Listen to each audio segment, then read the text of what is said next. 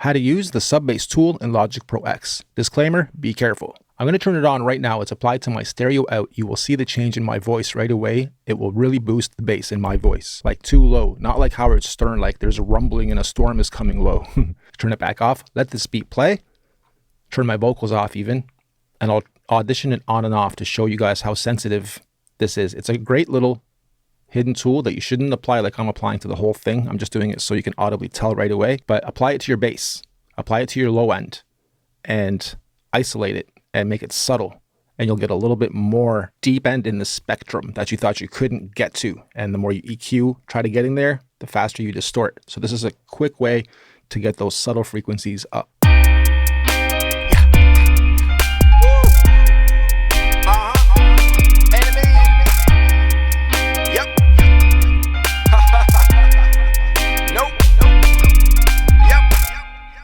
Okay, I'll go through it one more time and I'll choose all of these quickly.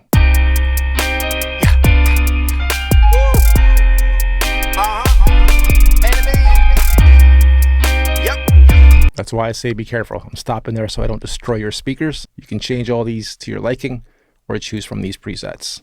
And that is how you use the SUBBASS tool in Logic Pro X. Next lesson.